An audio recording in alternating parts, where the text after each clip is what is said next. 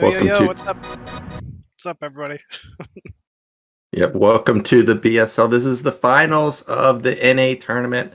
We're going to be going into KwarK versus BoA first, which is our losers bracket finals, but then they're going to be waiting, or we have in the winners bracket, Hawk waiting to face the winner. This is going to be an exciting matchup because we already saw this earlier, Machine, and I would say surprisingly, KwarK took it 3-1, and it was not like a gimmicky win. It was convincing. Like he won every single game playing extremely well versus BoA.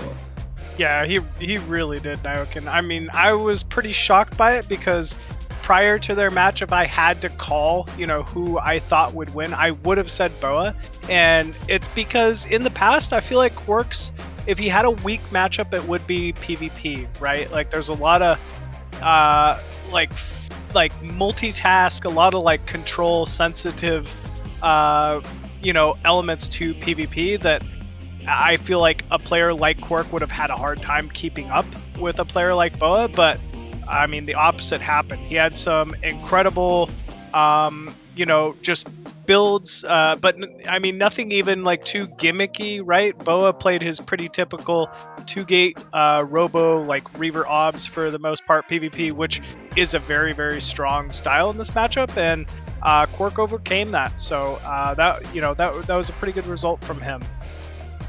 Yeah, it was really nicely done. And this time around, it's going to be a best of 5. Actually, I think it's going to be best of 5 again, not just this time around. So I wonder what maps they will be vetoing. I'm trying to think what games we did get to see. We saw Monopoly. I remember that in particular because of the bugged out Reaver that ended up being a bugged replay. But I think BoA has been trying to ban out the majority of the 2-player maps, it seems. I think last time they started off on Butter, it went well for KwarK, and then BoA started kind of branching out to larger maps, so maybe BoA, knowing this is a best of 5, will just from the start ban out Butter, ban out Overwatch, but that's just my guess. That's me playing out the banning phase, how I expect BoA to react to their prior series, but we'll have to wait and see here. Obviously there's plenty of maps to choose from, all with their different styles, and I was completely wrong. Map 1 gonna be that Overwatch 2-player map PvP. Oh man, this one could get pretty exciting. Yep, it could get exciting really quickly indeed. Let's get into game 1. Our players are ready. It's going to be on Overwatch, BoA versus KwarK in the loser bracket finals.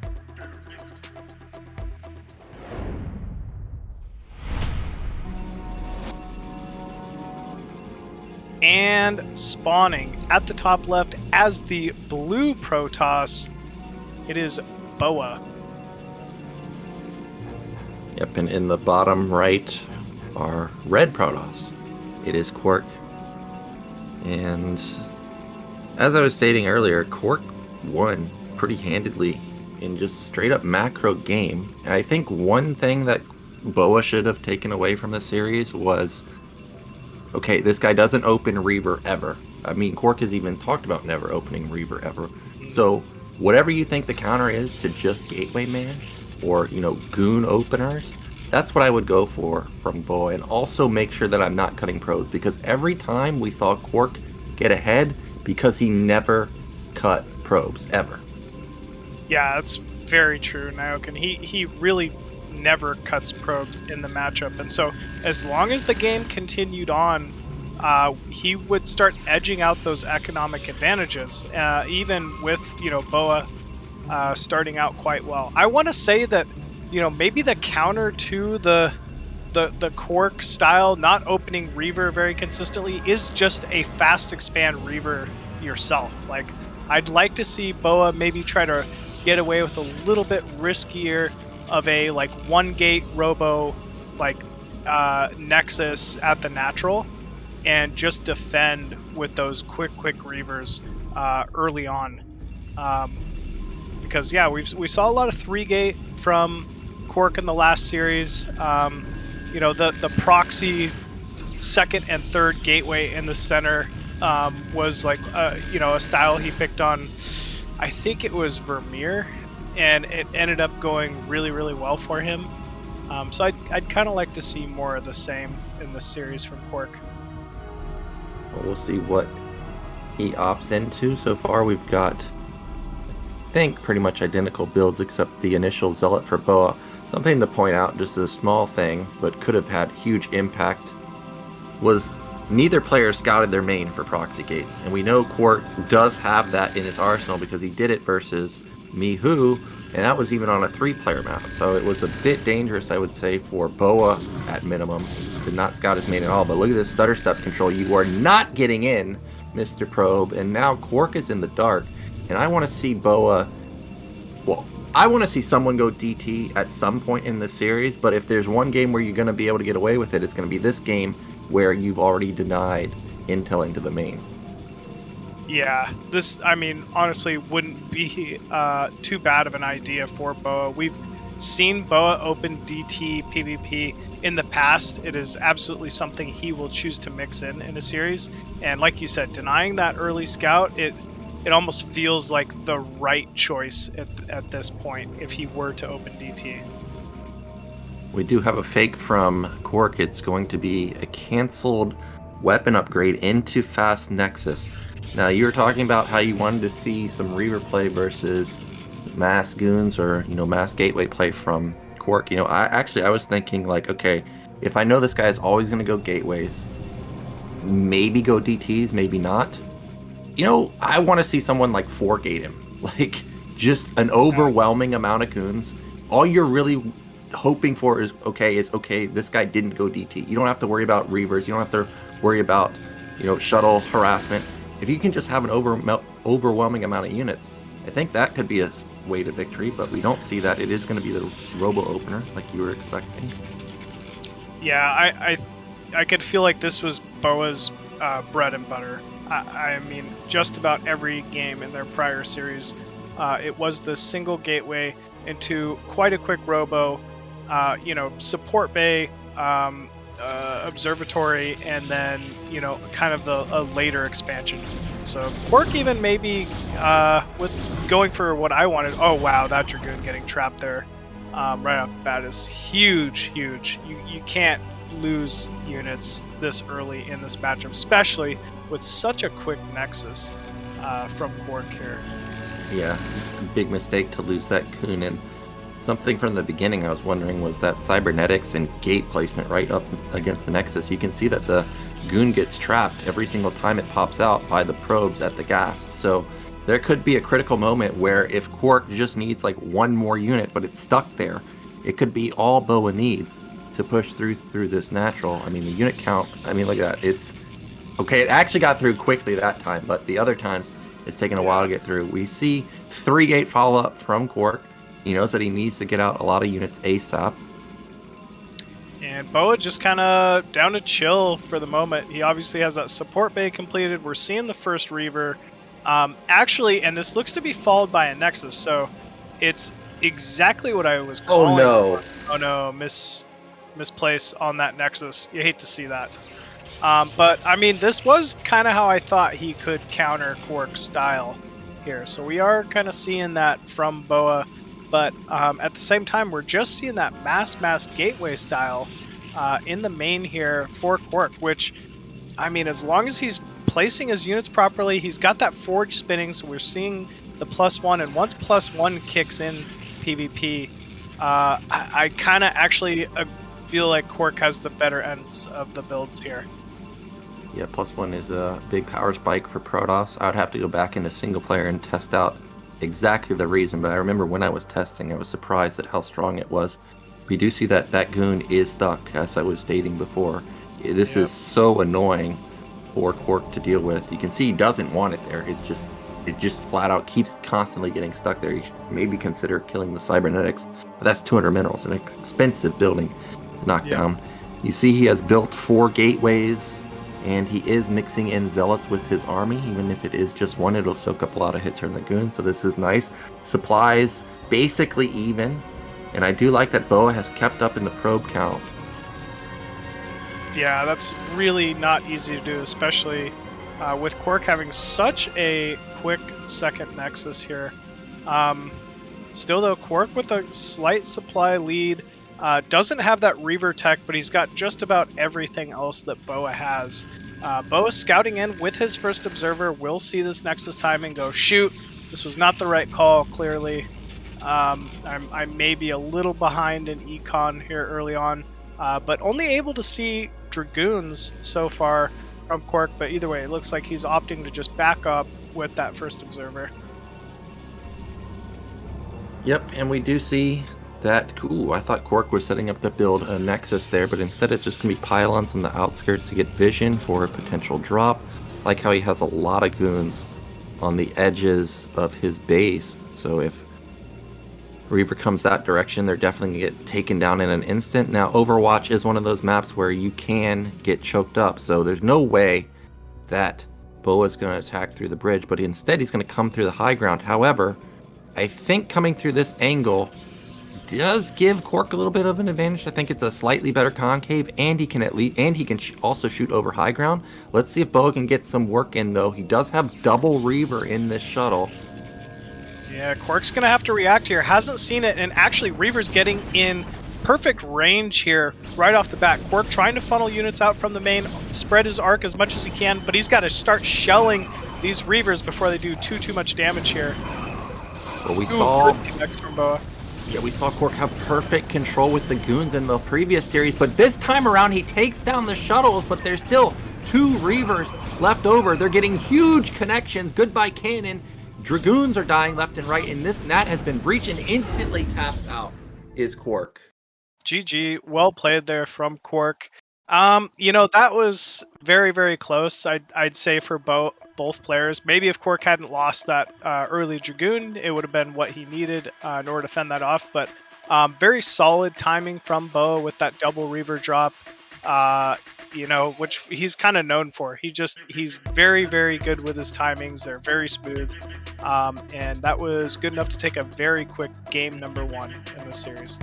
Yeah, and it looked a lot different than the other games we saw versus him in terms of the battle results for him, because every time we saw a similar fight from KwarK always killed the Reavers ASAP. This time around, not getting the kills ASAP, and you can see that the Reavers racked up a lot of kills. KwarK going down 0-1, it's going to be, I always say it's going to be his map pick. I mean, technically it is, but I'm always thinking, okay, what were the vetoes? So there are still 2 maps eliminated, not able to pick from, but we were mentioning that we may think BoA banned one of the 2-player maps, so that I guess would eliminate Butter, potentially. I think I want to see KwarK on Monopoly. I think that he played very well there. He used the ramps to his advantage when BoA attacked, so I'd like for him to pick Monopoly and try and get a win so he can even up the score 1-1, because if he goes down 2-0, all of a sudden you're going to really feel the pressure. Yeah, you really are. I mean, momentum speaks so much in these series, right? If you're down 0-2 in a best of 5, I mean, suddenly you're questioning everything about your play, about their play. Whereas, you know, if you're riding a pretty quick 2-0, you got to feel good. You got to feel like I'm in the position where if I wanted to get a little unorthodox, I could do so, but clearly what I'm doing is working. So, you know, I could, you know, also play standard at the same time. So BoA's got to be feeling pretty good about that game 1. And we're going to see Sylphid for game number 2. I think this plays pretty well into KwarK's play style. I've said this from the start, and I feel like it keeps happening. This is like the 3-gate map PvP. No ramp leading to the main, so heavy goon count early on just seems to reign supreme. So yeah, we'll have to see if that ends up playing a factor here, but sounds like we are ready to go. Our players are set. Let's get into game number 2, BoA versus KwarK.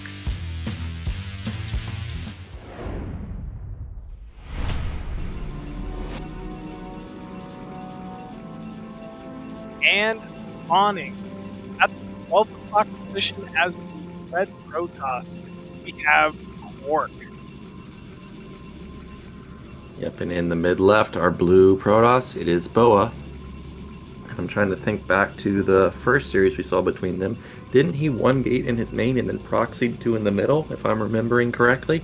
Yeah, I was thinking that was Vermeer, but no, he did it on this map. And I mean, honestly, it was brilliant play from KwarK. He even let BoA like really get some good scouting information in the main, just to almost set him at ease. It felt like, and little did he know, there's 2 more gateways out in the center of the map, just spamming dragoons towards his natural. So that was, you know, just kind of a cool way to play 3-gate on this map. Yeah, and we'll see what he wants to go for this time.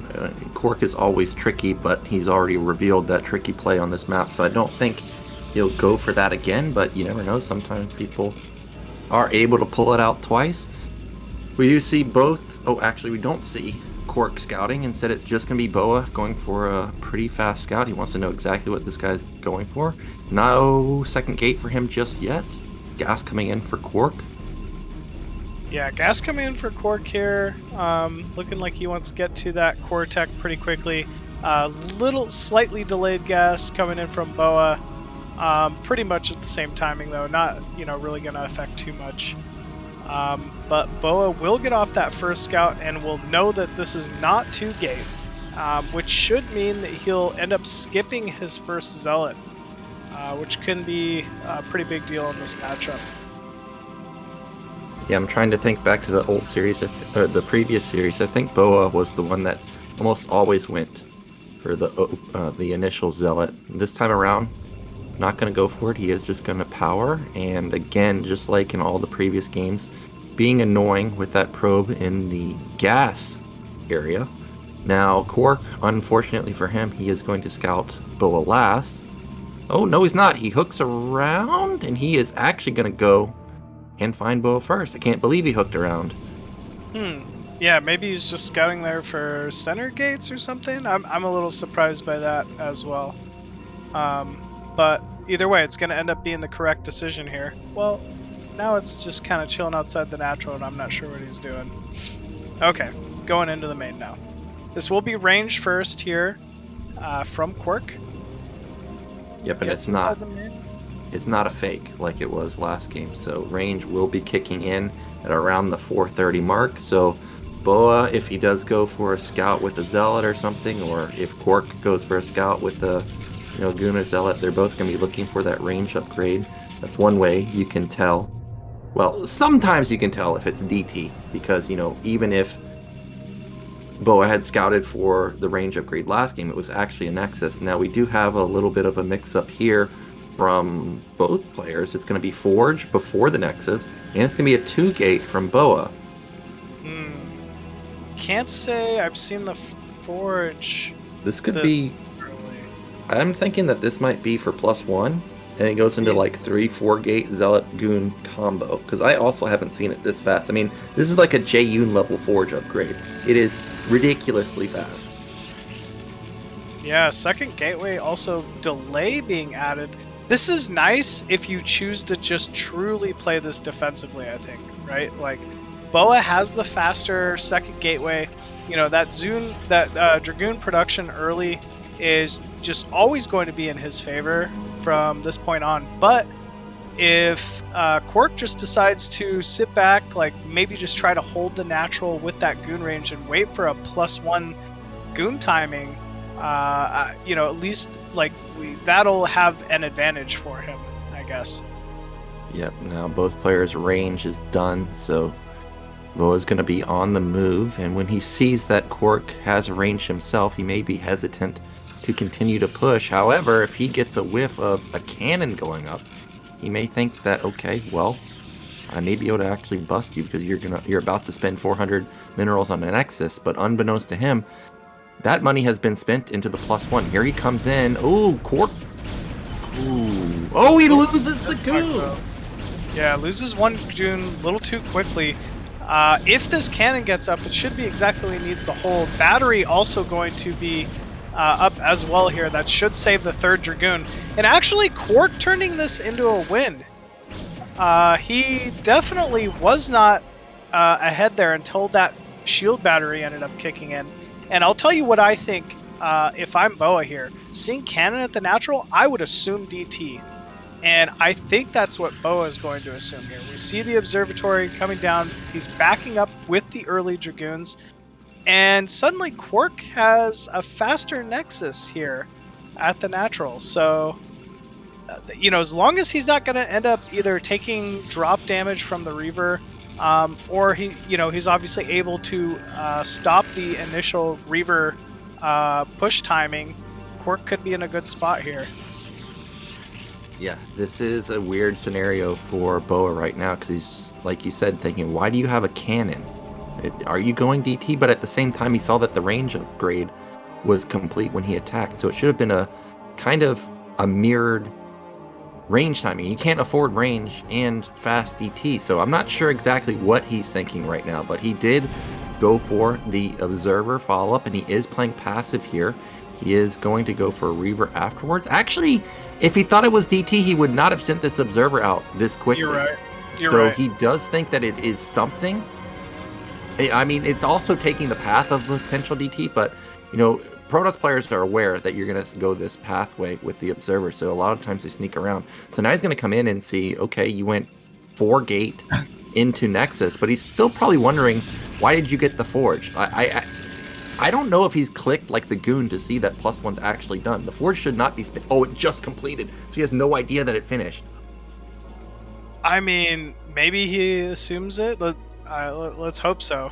I don't know why KwarK thinks he can attack here. Yeah, like you just got your advantage. I feel like he needs to sit back, defend a possible drop timing. But no, KwarK looks like he wants to press the natural here and at least scout what he's up against. Ooh, should have seen the Reaver there. Yeah. And yeah, he is wisely going to back up because this would not go in his favor. Yeah, that was a smart move because, as you stated, there's no way that this attack would work, and it's actually going to be BoA on the move. But he scouted that it's a 4-gate, man. So this is going to be a ton of production from KwarK. He's got his Nat up and running. This may be a drop into the main while pushing at the front to keep the Goons out of position. I could see that having success. However, the shuttle doesn't have speed, so it's going to be dangerous to move in that far. We can see that the Goon count is like 9 versus maybe 9 right now, but like I said, it's 4-gate production for KwarK with reinforcement advantage, and he has Citadel. So I think BoA should just turn around, be happy that he forced out a lot of units right now. Unfortunate supply block, though, from KwarK, and this is going to hurt. He really needs all the supply he can get at the moment. But he will be stuck at 66 for a little while. But fortunately for him, it looks like BoA just happy to turn around. And I don't think he could have asked for a better timing for BoA to do so. Oh, he might actually just be loading up the second Reaver and coming straight back, actually. Yeah, it's always painful when you're going for a timing or you know that they're about to hit a timing and your supply blocked. You literally just think to yourself, oh, fantastic. I can't build anything and I'm going to lose because of this. Well, it might actually happen here because he is now down 12 supply and BoA has the Arc. This is a scenario where I don't think KwarK can actually win this fight. We'll see though. Oh, well, you definitely can't win like this. He bleeds off so many Goons. Cannon's going to fall also, but he just instantly gives it up. Well, now what do you do as KwarK? BoA can just sit outside your natural and have double your econ. Yeah, that was really unfortunate. The build was quite nice from KwarK, but I mean, just the execution, unfortunately, was a little botched. So GG is called there. Yeah, that was another quick win with the 2-gate, Reaver push timing from BoA. Although I really did like KwarK's build. I think if he just maybe didn't have that unfortunate supply block, got a gateway or two more down, he was in a prime spot to take that game. Yeah, I think he was in a pretty good spot with the upgrade, but you could see that he didn't have any control of the map. I think when you go gateway man like that, you cannot be bottled up in your natural. I mean, the Reavers are just going to throw haymakers from a distance. You really have to be where BoA was and at least fight on open field. You can see that, I guess, something got messed up with KwarK because there was a lot of move commanding. I mean, that happens to me sometimes also. But now he's down 2-0, and this is best of 5, so he can't lose anymore. He can't You can't lose again, otherwise you're going to be eliminated. So he needs to come up with a solid build here, solid game plan, because right now, BoA, I mean, he's not doing anything crazy. I mean, it's just a Reaver push, and we have no answer. Yeah, it's been that same standard middle of the road, like Reaver timing that, we've seen from him time and time again. You can't understate it though. It is such a strong timing. His positioning on his Reavers has been so solid. He's very patient. He's not allowing any openings for DTs to slip in or counter, Dragoon timings from KwarK. He's just playing a really good, solid game. Oh, and there it is now. We finally get to see the Monopoly pick here for KwarK. I really like this. I think if KwarK is going to mount the comeback, it's going to begin with this map anyway. Yeah, this is definitely a good map pick for him. We'll see if he can transition this into a victory. Remember, BoA up 2-0, so KwarK must win. Let's get into Game 3 and see if he can do it.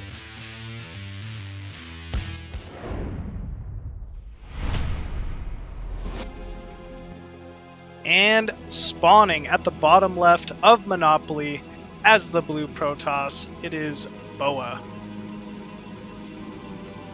Yep, and in the top left, needing a victory, it is KwarK.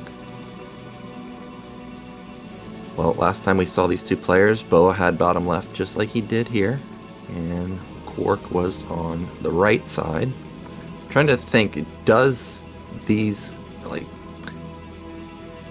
it's just identical pathways, right? Like, I don't feel like there's any advantage to having mid-right for KwarK, for example, as opposed to top left. Actually, I kind of like top left a little bigger, a little better, because at least there's not as much open terrain for a counter drop, like a drop into your main for BoA. Whereas, you could get dropped at your natural easily when BoA's bottom left and you're mid-right. You can also get dropped in your main coming from so many angles. I guess it's a slightly better spawn for KwarK this time around. Yeah, I'm glad you mentioned that, because other than that, this map is like very, very symmetrical. But sometimes those little slight advantages matter. With BoA's natural facing towards KwarK, it's a little more painful to kind of defend that against storm drops and things, which both these players love to do in this matchup. The one thing I'll say about BoA is he's been quite predictable with the 2-gate robo Reaver play here. I'd almost really like to see him like switch something up, just given he's up 2-0, and I think he's the kind of player that doesn't really tend to do the same build time and time again. So I'm maybe expecting him to open DT or something like that this game. Yeah, and I was waiting to see someone go for 2-gate, and it's going to be KwarK going for it this time around. You have to remember Monopoly does have a very tiny choke, or tiny ramp, so not too sure how well this will play out for him, but he's decided that he's going to go for this. The one thing that I don't like about this is so far he has shown that he's going to go for a cannon expand. We saw it on Overwatch, we just saw it on Sylphin, and a lot of times cannon expand is a common follow-up to 2-gate. So if BoA's already winning on the previous maps, into a cannon expand, a little bit worried for KwarK if he opts to go for that, but we do see he is going to transition into gas. Yeah, probably a good call here, like you said, especially with the quicker distance from natural to natural. Maybe defending a natural with cannons might be a little more difficult on a map like Monopoly as opposed to a map like Vermeer or Gladiator or something a little larger. So we do see BoA has scouted that it's going to be 2-gate pressure. Already sending a probe to join that Zealot on the ramp. I really like this. Seems like a tough map for 2-gate, if I'm being honest, because there is just this tiny entrance leading from natural to main here, blocked by these eggs. So yeah, and look at this battery. Like, battery actually has range, so I think he can heal it from a distance. Yeah, look at that. You can heal it from a distance, man. It's crazy how strong batteries are. And this goon, even though it can't win 1v3, obviously, it can deal a lot of damage on the retreat. Even saves the probe. Now, this could trigger KwarK to follow up with something interesting, something weird like DT, because he knows that the probe is no longer in the main, and it's not out on the map. So he doesn't have to worry about it coming in for a secondary scout. We'll see what he wants to go for. I don't see... Well, actually, he may have put down his tech building in his main. He's kind of low on gas, for KwarK, I mean. Yeah, he's a little low. Maybe it is. We're definitely seeing that same Robo. Oh, there it is. Out of BoA. But yeah, Citadel, I don't know. I mean, he's losing the build order advantage, and we're obviously already seeing the Robo out of BoA. In every other game, it's been a very safe support bay into obs. So I want to say that, you know, KwarK maybe didn't call out the right build this game. Oh, that is going to be the... Well, I don't know. Is it going to be the Templar Archive? Because he doesn't have any gas, so he could have gotten speed. Okay, that is Templar Archive. Yeah, did he get speed? No. He may be getting speed with +1 weapon, because he just doesn't have any gas right now. He's banking up Zealots. Yeah, no speed quite yet, but he's just got the money for it. Oh, yeah, it is speed. You called it. There we go. So this is definitely a Nyoken move right here. If you want to know how I play PvP, it's Gateway Man, all in one base, 3 or 4 gate, goons, and speed zealot. He does have that forge because he is in the dark. He doesn't want to die to a single DT. So he does have that for detection. And I like how Bo's just sitting back here. He's like not too far forward. He's not going to get caught off guard. He is just using his high ground advantage and not going to allow himself to get surrounded. And KwarK is going to come in here and see, okay, nothing unusual going on. Yeah, no expo. So that's all he really needs to see. Whatever Bo is doing, it's on one base. He could probably assume it's going to be the same Robo into Reaver, like it has been game after game so far. BoA seems like he's afraid of something because he's very cautious to even move out to his low ground. So I wonder if his spidey senses are tingling that something's going on. We see that he does have an observer moving across the map. So KwarK is on a timer. He's going to need to make a move in a second because the observer is about to spot all these zealots built up. He does see the Nexus. I think it's go time. Speed should be kicking in a second. And yep, he sees speed and he sees the goons moving out.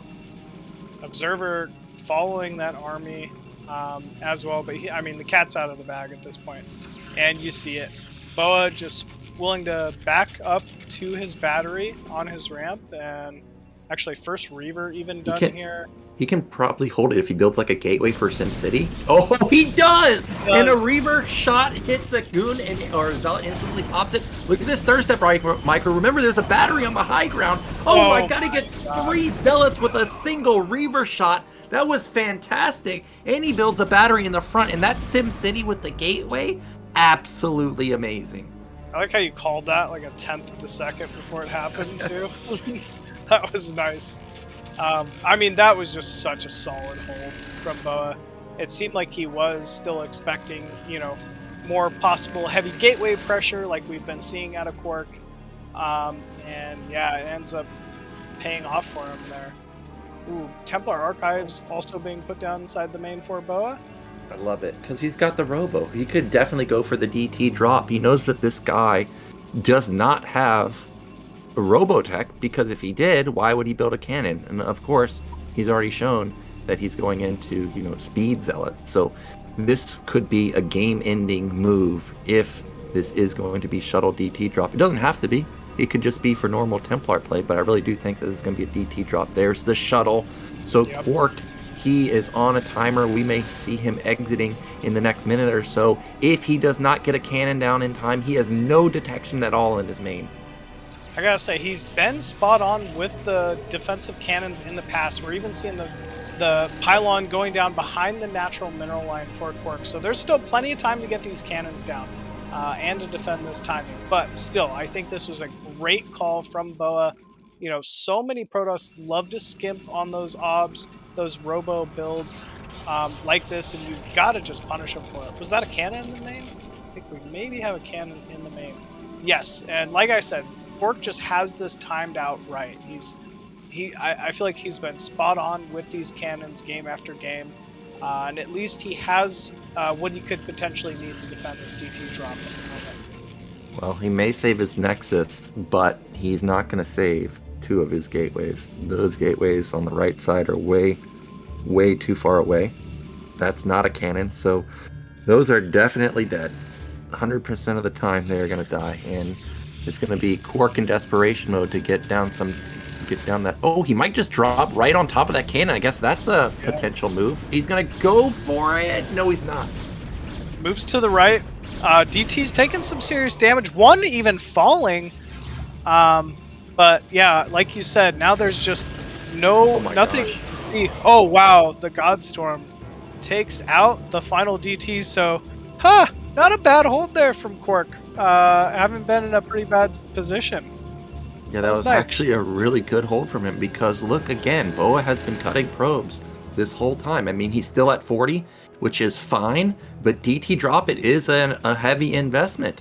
Lost a shuttle, lost 2 DTs.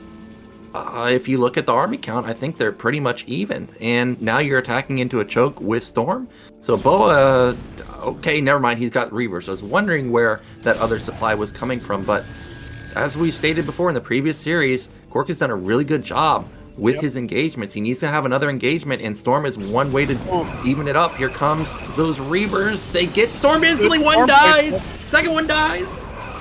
Archon being morphed as well. Some Storm going down on those Dragoons. He might lose the Archon here, but I don't know. The Goon count has even been significantly dwindled. Maybe paired with this cannon, KwarK could hold. And yeah, it looks like BoA just going to end up backing up here.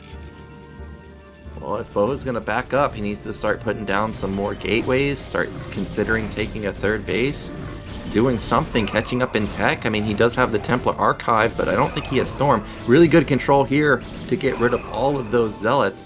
And now he's down 10 workers, but he's up 10 supply. BoA has a real window of opportunity potentially to close it out. Another Goon is going to fall. Another Goon heavily damaged at the top. Zealot gets picked off. Really good focus fire. Yeah, BoA's just doing great work with this small group of Dragoons. Looks to even be reinforcing it now. I mean, KwarK's got to get something to deal with this. Some AoE, more Storm, more, Dragoon count, Archon. And actually, we even see a Dark Templar being built from KwarK here. You mentioned the probe count, though, and it's like we've been saying, is once the game starts getting well developed into mid-game, BoA's just a little further behind than KwarK when it comes to workers here. Yeah, I think gateway count is 7 to 6, so this is manageable for KwarK. However, there is the additional Robo. So actually, it's kind of a big deficit for KwarK to be down gateways and also lack the Reaver tech because we know he never builds Reaver. So he is actually in quite a big deficit. Now that DT sneaks in. He does get a 1 kill off, maybe able to pick off a couple others. But the third Nexus is... Oh, are you... How is that not in range? He's going to focus down the gas at the natural here, it looks like. This is still pretty cute, cheeky play here from KwarK, and I mean, kind of a funny one, right? You wouldn't expect to catch BoA without OBS right now, and this might be just what he needed to get his third base down and unscouted. I mean, come on, KwarK, just dive in the mineral line at some point. You know that OBS is coming. There we go. All right, DT goes down, but still good play there from KwarK. Yeah, it bought him a lot of time, and BoA's going to put up a third Nexus himself, but he's down 20 workers. That's huge. KwarK now has a supply lead. It's only 5, though, so still army advantage for KwarK. And again, just like last game, he must get out into the center of the map. Where are his Templars? They're on the high ground. He feels so out of position. Maybe you can cast Storm from the high ground. I don't think so, though. I think it's a little bit too far away. Oh, take that back. Hits both of the Reavers. Really nice.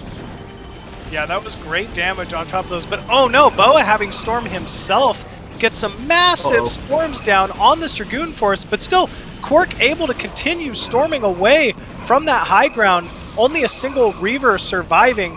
But I mean, this is just overwhelming number of blue here. From BoA. Oh, massive storm. Gosh. Yeah, a single storm from BoA evened up the worker count. There was like 20 kills in a single storm on that mineral line. Here come more zealots, but GG comes out from KwarK, and unfortunately, he is going to fall 3-0 versus BoA. I mean, nice rally from BoA there, especially after losing the prior series 3-1 to KwarK. Those were, I mean, honestly, some pretty masterful PvP games from both sides. It was back and forth. It's exactly what you'd expect in the NA loser finals. But yeah, with BoA going up 3-0 there, that means KwarK will be taking third place in North America. So hats off to KwarK there. Really well done. He had some incredible play throughout this tournament, and I'm looking forward to seeing him moving on into the nation finals. Yeah, he played well, even though he ended up losing 3-0. Remember, he beat KwarK beat BoA 3-1 in a previous series in this tournament, so it's not like he can't win. It's just one of those days where BoA played better today, and that's just how it goes sometimes. So congrats to BoA. He's going to be moving into the finals, and that means we're going to have KwarK versus BoA, which we have not seen all season long. So that should be an exciting PvZ. Maybe BoA, out of all the Protoss players, can actually kill this guy, because right now it really does look like Hawk is unstoppable in PvZ. Nobody can beat him. Yeah, he's just a juggernaut ZVP. I mean, I don't know how many games we've watched him maybe get into a little bit of a questionable position, and he just sits back, macros out those billion Hydralisks, and just has like good standard control all around the map. He doesn't he doesn't get too overly aggressive. He's kind of just content with splitting the map and aiming more for that late game style. So it's a lot of fun, honestly, for me to watch every single time we see him play. So, but still though, BoA, man, he's showing some pretty solid timings. If anyone's going to be able to do it, it could be him. And yeah, I'm really excited to see this one. Yeah, it should be a great PvZ. So we're going to take a break, and then we'll be back with the finals and find out who's going to be crowned champion of NA BSL Season 15.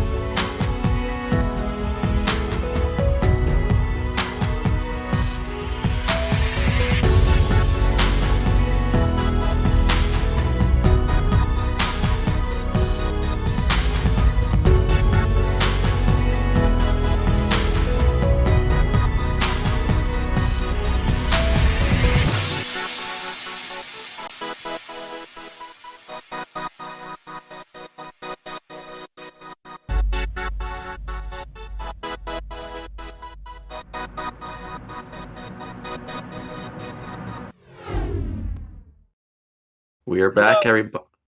We always get it messed up every time. Every time. You go, right. machine. Okay, I'll take it away. Yeah. All right, welcome back, everyone, to BSL15 NA Championship Finals. We're in our grand finals, Nyokin. It's going to be BoA. It's going to be KwarK. It's going to be exciting. It's going to get crazy. I hope you all brought your popcorn and your energy drinks or whatever it is you're drinking to get ready for this one, man, because this is going to be hype. Yeah, this is going to be a great series. And I want to get your predictions, machine. And I don't want no Zerg bias. I want you to give me good predictions, not just some. I only give the Zerg bias. Yeah, no bias here. Who do you got?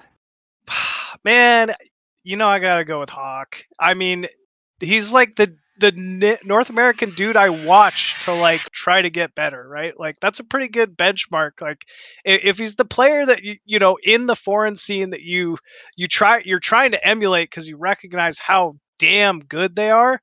I think KwarK takes this one. Do I think BoA's going to put up a fight? Hell yeah. Like, we've seen it from BoA in past tournaments. Like, he's arguably always been that number one Protoss for quite some time now in the scene. So this one's, kind of expected a little bit, but I think it's going to be a 4-2 for KwarK here. I really think it's going to be 4-2.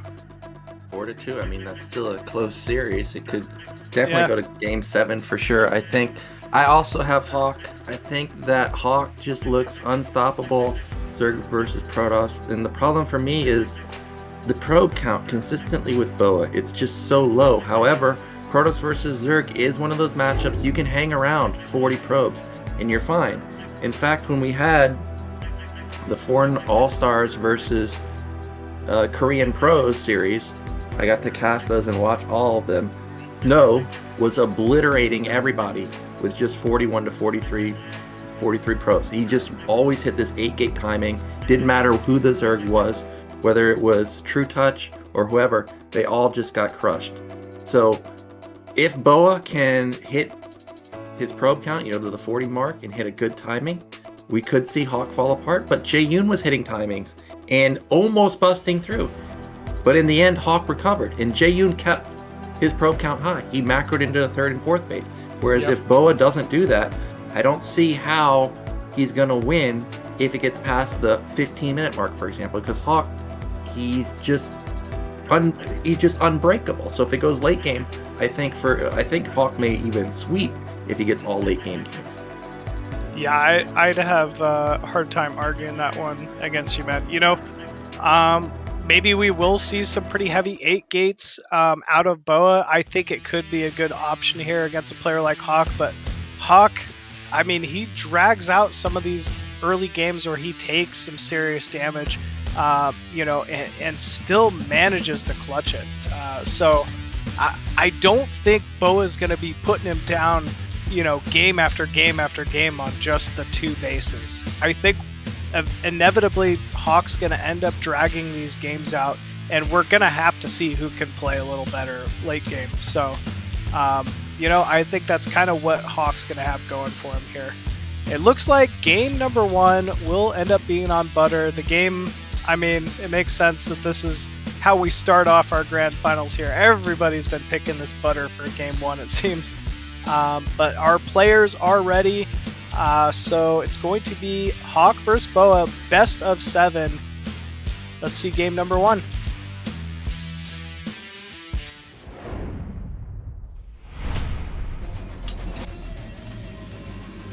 And spawning at the top right as the yellow Protoss from Canada, it is BoA.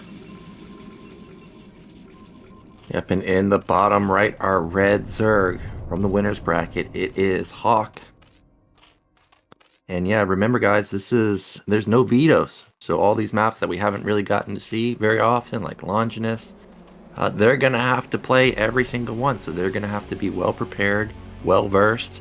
Otherwise, their opponent may easily be able to steal a win.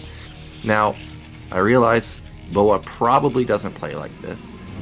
But I do want to see a 2-gate, 1 game. I want to see if he can pull out some bonus style. I want to see if he can pull out...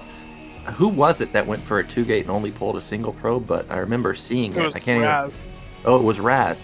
Okay, so I want to see if he can pull out one of the old school styles, or if we're just going to see what we're seeing here, which is most likely going to be Forge Expand. Yeah, I'm kind of interested to see, what we'll see here. I would assume this is going to be a Nexus first. After scouting the hatch first, I'm actually really surprised that Hawk went for a 9-hatch Expo here. But I think it's going to end up being a pretty good call here. And actually, it is a Forge before Nexus, so He's going maybe... to cannon rush. Hmm. He was. I think he was expecting it to not get scouted, and he cancels it, and now he's going to go into the Nexus first. Yeah, I guess so. I don't know. I think he could have gone Nexus into Forge and still held versus 9-hatch, so a little surprised at that option. But we'll have to see how it goes. All right, well, Machine.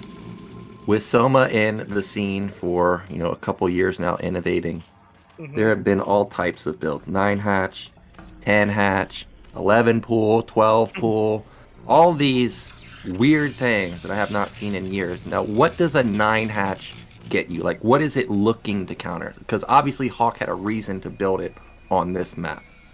To be honest with you, when I think of 9-hatch, I think it is the ultimate counter to a 1-gate expand build. Like, not only will you not take an ounce of damage from 1-gate, but you have the potential to get run the fuck over if Zerg just decides to make too many Zerglings. So that's really what I feel like when you're trying to counter 9-hatch. Yes, it also lives a little easier to things like Cannon Rush. It also, the other thing is, on a 2-player map like this, I guess you're expecting to get scouted quite early, so maybe the hatchery gets down before Protoss is able to block it. Those are all small advantages to this. But I'd say more so than anything, it's really just early larva count. Well, we can see that Hawk is... abuse is not the right word. However, when I see somebody go 9-hatch and then they don't build any lings basically at all and just go straight drones, it's hard to not think that this was a bit of a greedy play. Because look at the drone count already. It's 17 to 20. He's going to have his third... He's got a 4th hatch coming up already, man. Yeah, I don't know. Why even go 11-hatch, honestly? This is just looking so good here for Hawk. Ooh, 2 lings do miss that probe, though. It's got to be a little frustrating. 4th hatch is down. I will say the gas has been quite late for Hawk. 4th hatch before gas, this looks like... this isn't like a really standard build, I gotta say. Yeah, as a non-Zerg player looking at this, I'm just like, okay, so this is a tie 2 build. This is a tie 2 gas timing. Really haven't seen this, I don't think, ever. He is going to put down a 5th hatch in just a second, and Cybernetics is done. So that means Stargate is going to be starting right when Hawk is going to initially start mining gas. Now, this is a good move. We've got only 4 lings at the 3rd base, and that's really a nice spot for that Zealot. Meanwhile, Probe in the main, it's not a lot of DPS, of course, but it draws attention there at least. Yeah, we've got the 8 lings out from Hawk. Hydroden also in production, and he's pulled both the Overlords across the map here. Ooh, 2nd Zealot running into the 3rd base. Hawk recognizes this, though, and actually gets a pretty good surround on the 1st Zealot there. Drones being brought in to kind of disrupt and tank a little bit of damage. Ooh, 1 drone, unfortunately, getting caught there for Hawk, but still, I feel like he mitigated this quite decently. Yeah, that was really nicely done from Hawk, and I think that's actually the first time I've seen any Zealot harass get a single kill onto a drone from Hawk. So BoA can put that on the board for Team Protoss. However, Zerg with the 5 hatch already, I imagine that drone to probe count is going to close extremely quickly. We see the first Sair coming out, but Hydra's going to be out, so don't expect him to take much damage at all. But I guess he doesn't have to worry about, muta switches or anything right now, so he could continue to power, not have to build a cannon in his main or anything like that. Yeah, this is honestly looking pretty decent for BoA as well. He's already gotten close to that 40 probe count that you mentioned earlier, to where he could just shut, down probe production, get his gateway count up, and really just focus on pumping out mass units and trying to do, damage with them. So we'll have to see how this goes. Well, he's going to need to get those gateways down pretty soon because the Hydra count is ramping up. Hawk has a good drone count too. He's at 32 or 31, so that's fine for him. He doesn't necessarily need to build any more drones right now. We do see that one DT is being produced, and it will try and sneak out on the map and get a couple kills. We do see the first couple gates coming down for BoA also. That's going to be the fourth one, soon to be 5th, 6th, 7th, I'm sure. And I don't see any opening for this DT. Yeah, Hawk's doing a really good job of keeping those units in his mineral line here. Just making sure he tanks for those drones as well as he can. And, I mean, no entrance at the natural either. We've seen him just fully turn to pure Hydra production at this point. Yep, just 5 gates for BoA right now. There's the 6th one, and he has a really big eco. If you're on 50 probes, you've got really big eco. We saw Jaeyoon go into 10 gate, I think. We may see him opt into an even higher gateway count. I think that's actually a probe at top left, so this could be a fast Nexus follow-up. No, that's the DT. I was thinking 3rd as well. Like, as soon as I saw the probe count, and it still continues to rise, 52. As we both know, this isn't a great probe count for only being on 2 base. If he transitions, takes a quick 3rd, I can see this may be working out for him a little more, but I think he's actually overproduced probes a little bit. Ooh, Dark Archon. We've got Dark Archon. Now remember, the Sayers saw that this was a late lair, that maybe he saw the Spire coming in, so he thinks Mutaswitch is coming. Hawk does have 3 gas, so this could be a good play with the Dark Archon if he gets Maelstrom. Yeah, I like this, actually. It's kind of a little risky, right? BoA doesn't know for certain that Hawk is going to be going into Muta instead of Lurker Tech, but given Hawk's track history in this tournament, Muta are pretty likely, I'd say. Yeah, I think so. We'll see if they actually do come out. We saw that Hawk consistently actually went into Lurkers, so this time around he may be trying to mix it up a little bit. We see the first few Zealots moving out on the map. They don't even have speed just yet, and there is the Lurker upgrade. So he's going to have Spire done and Lurker aspect basically within the next 30 seconds or so. He does not have any free supply, so he hasn't really shown that he's going one tech or the other just yet. BoA just kind of sitting back with those gas tech units at the natural, banking up some energy, looking to get a little aggressive here with the 3 Sayer Zealot count, but Hawk is just in good position. Like, there's not really an entrance anywhere, it looks like, that he can, take some significant losses here to just pure Zealot. Yeah, not going to be able to get any damage done, and this is pretty much what I was worried about, is that Hawk is at 47 drones. He's on 3 bases. This is massive eco for Zerg. He will take a 4th base, 5th base pretty fast, and you haven't damaged him at all. The unit comp isn't even exactly a comp that he's necessarily afraid of right now. It's mostly Zealots. Okay, maybe there is more AoE than I thought. There's 3 Templars there. He does have the Dark Archon also, and he does catch that Sayer. So now a Mutaswitch could be dangerous, and he instantly is producing them. He's also seen that Dark Archon, remember, so he's gonna at least know that it's there, know that it, could possibly lock down all of the Mutalisks and, trade them off pretty quickly. So he's got to be very wary with his Mutalisk positioning. But this is so many Hydralisks, out of Hawk. It's really looking like it's going to be a little tough here for BoA. Yeah, this is just insane macro. 125 supply. We're just at 11 minutes. There is a lot of power in this Protoss army. It is menacing, but there's Lurkers on the high ground.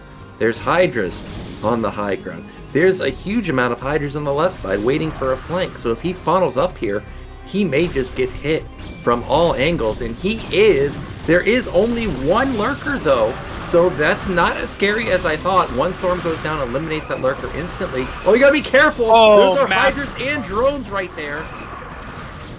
Yeah, he's doing it. bo's doing a great job getting onto this high ground finally. Ooh, the Maelstrom Storm going down on the Mutaclub before they can even get on top of the single Templar there.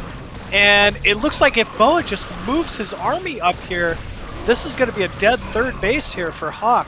Yeah, where's the observer? That's what I'm thinking. Like, if there's a single observer here, he would be able to get on top of all of those lurkers and the production.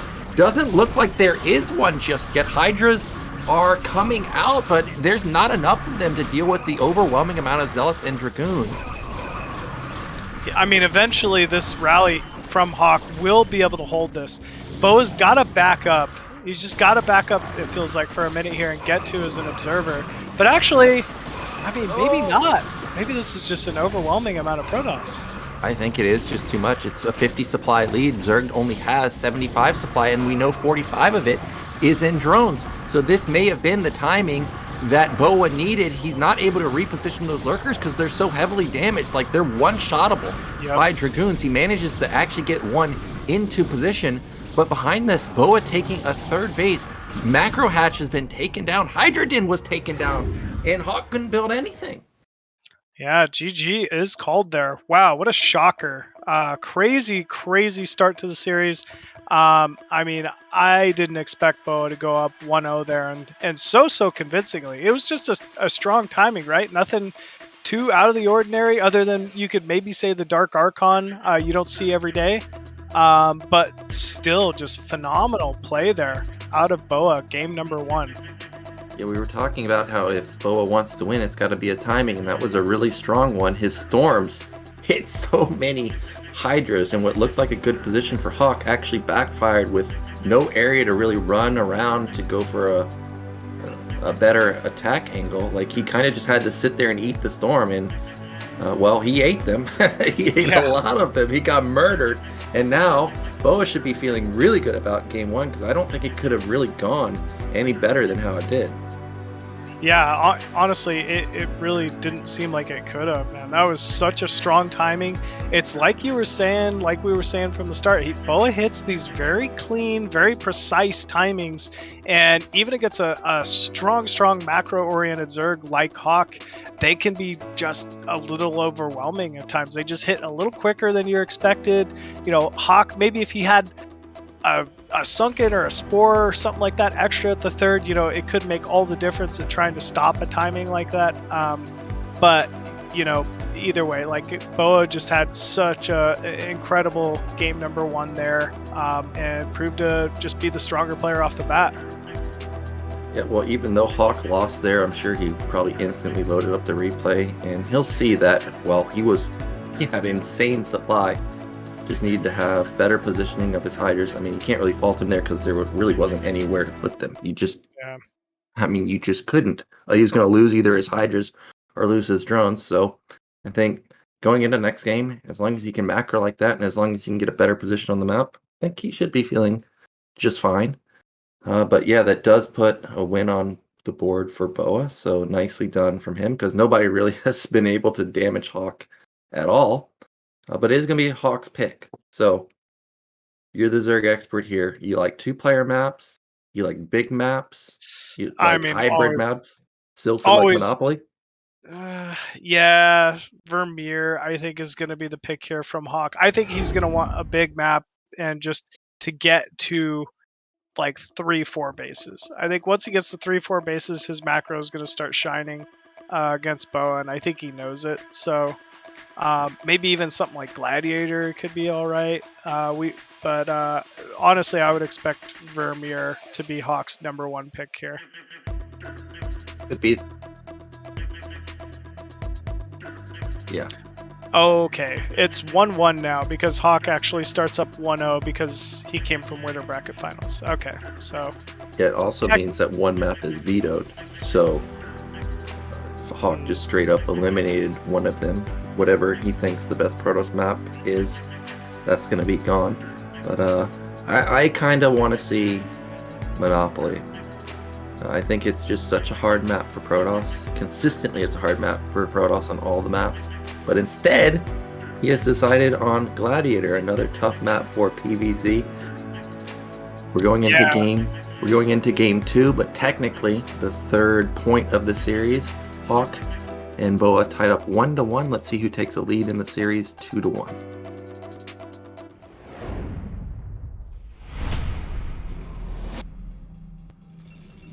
And spawning at the bottom left of Gladiator as the blue Protoss from Canada. Currently tied it up 1-1. It is BoA. And in the top right position, our red Zerg, it is Hawk. And we did just see 9 hatch on Butter. I would like to see that again, because clearly you can get out a lot of larva ASAP. You're talking about how it shuts down gateway pressure. It also will give you a lot of larva in case there is like proxy gates in the middle. And this is a map where it's an inverted ramp.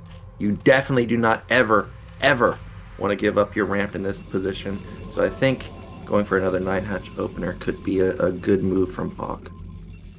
Yeah, I think it could be nice. I don't think you see 9 hatch openers on 4-player maps as often, and the reason being, okay, this is going to be a 9 pool. I thought it was still going to be a 9 hatch, but the reason why you don't see 9 hatch super often is you have to basically skip the drone scout with the build in order to still like mine all right, let's say.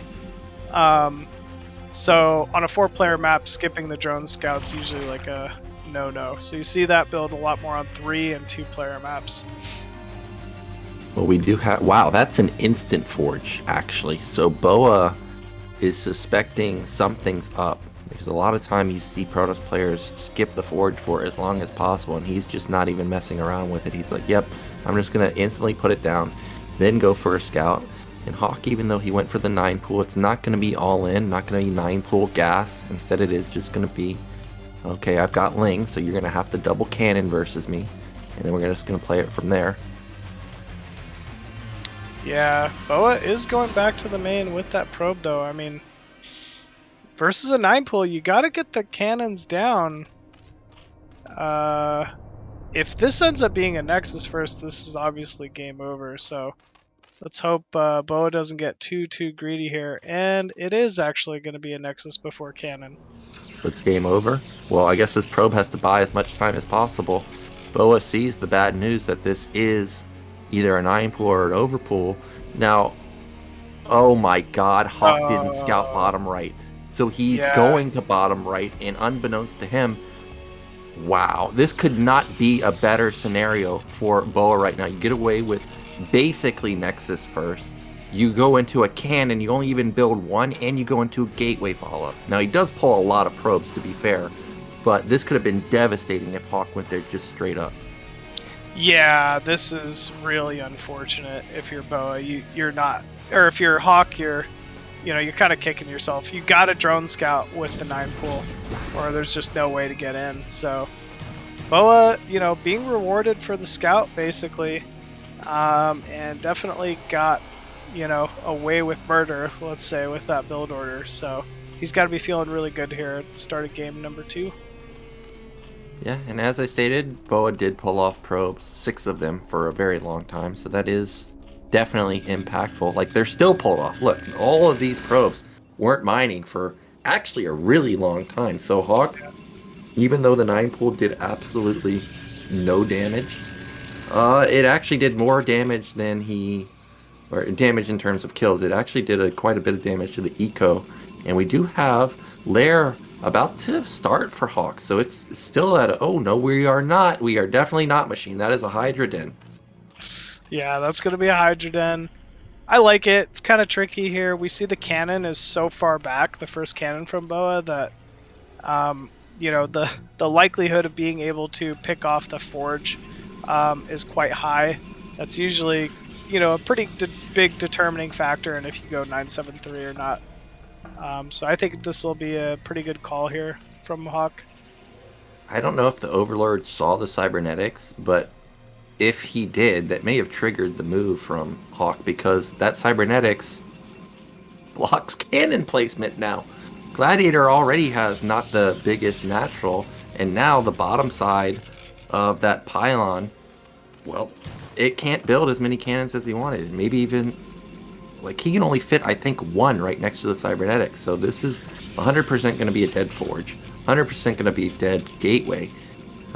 Probe got taken out, and he did not scout the overwhelming amount of lings right now. So he's still in the dark, has no idea that this is coming.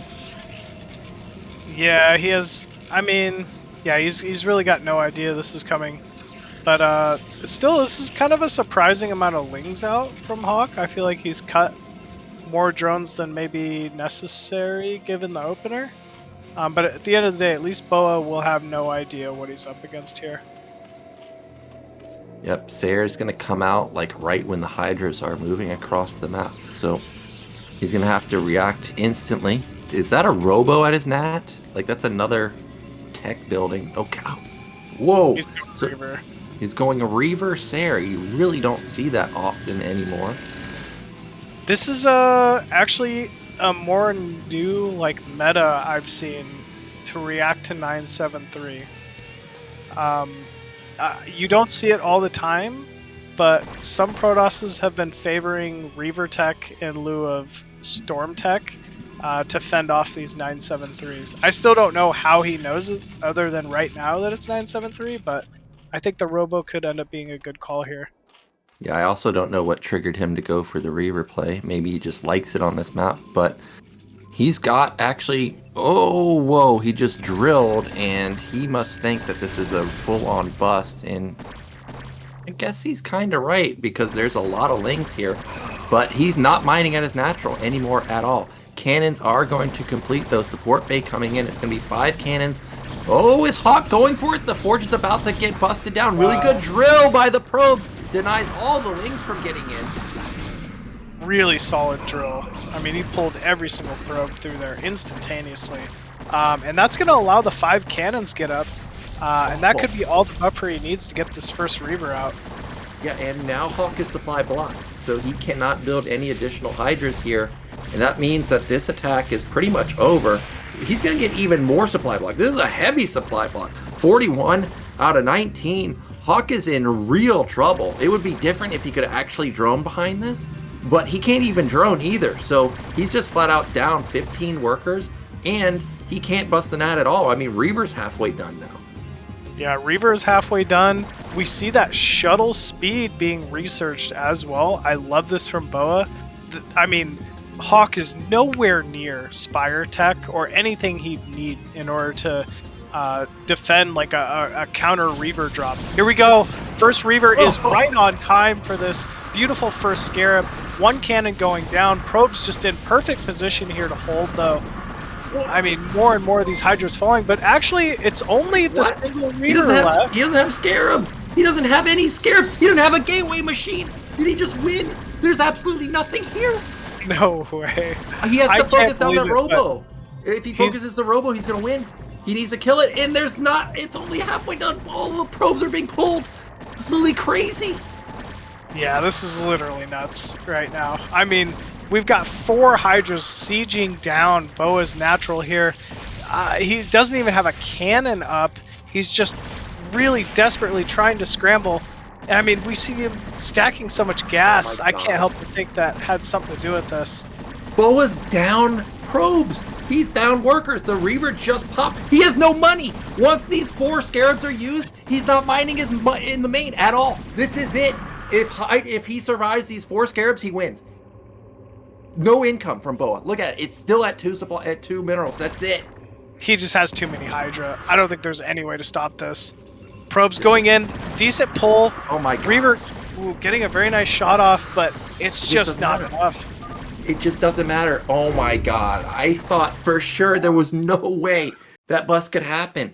The Reaver popped out at the perfect moment, but somehow 5 cannons, a Reaver, and Zealots still weren't able to hold, and a full probe pull too. Yeah, he just didn't have the area he needed to really get that cannon spam down, because it was, I mean, Hawk was completely all in, right? Like, there was no transitioning out of that. All he needed was getting a couple Reavers up, you know, waiting for that shuttle speed, and then he could counter all day. But, I mean, Hawk just staying diligent, recognizing the situation, pushing in with so many Hydras. Once again, ends up taking that game number 3, and that's going to put Hawk up 2-1 once again. Yeah, but that was so dangerous. I think Hawk is going to feel like he stole a game there. Because BoA really did have it. I guess he really did need that 6 again. I thought 5 was for sure enough, but Hydra is stronger than I thought. But in a crucial game, Hawk gets a win, and it is now going to be back to BoA's pick. We already see Gladiator and Butter have been picked already, so he's going to have to pick. I guess all of the 3-player maps are open. We've still got Overwatch. We've still got Vermeer. Yeah, I think Vermeer could be nice. I couldn't see him picking something like Longinus. That would definitely be, or actually, what am I talking about? Monopoly? Yeah, BoA. I could see BoA picking Monopoly even. I don't know. I personally don't feel like that is that bad of a map for PvZ. Even though, Hawk has played some incredible games on it, yes. But I think Monopoly, Longinus are great picks here for BoA. Yeah, I think Longinus could be a good pick if he can get the 4 bases, if he can get the quadruple gas. Yeah. If he takes the mineral only, I think he's dead. You're getting literally hit almost 360. If you take the mineral only, it's such an open base. But he had a lot of gates, a lot of production on Butter. He may be able to hold it, but instead, he has opted for Sylphid. So it's time to get into game 4. Hawk is up 2-1.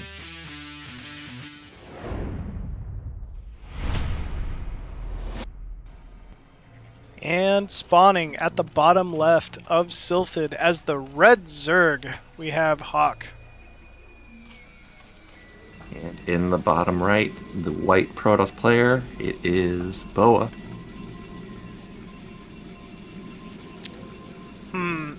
This is I'm always a little shocked when Protoss pick this map for PvZ just because I know how strong 973 is here, and I always mention that, but BoA maybe just feeling like this is one of the more standard maps in the map pool that I've played a billion trillion times. I just know all the placements here.